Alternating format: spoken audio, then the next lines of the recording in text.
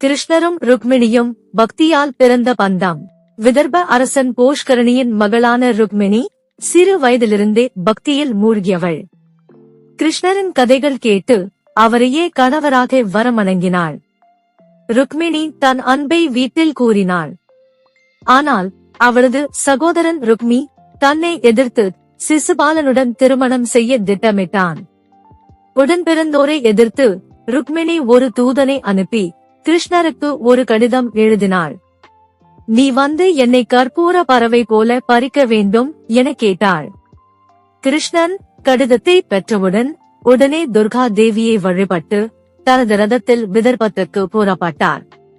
விதர்பத்தில் சிசுபாலன் மற்றும் பல அரசர்கள் திருமண ஏற்பாடுகளை மேற்கொண்டனர். ஆனால் ருக்மிணி தன் உறுதியை மறக்கவில்லை. கல்யாணத்துக்கு முன்பு துர்கா தேவியை வணங்குவதற்காக ருக்மிணி கோயிலுக்கு சென்றாள். அங்கே கிருஷ்ணனை எதிர்பார்த்தாள். கிருஷ்ணன் கோயிலுக்கு வந்து ஒற்றையரியில் ருக்மிணியை கரம் பிடித்து தனது ரதத்தில் ஏற்றி ஓடினார்.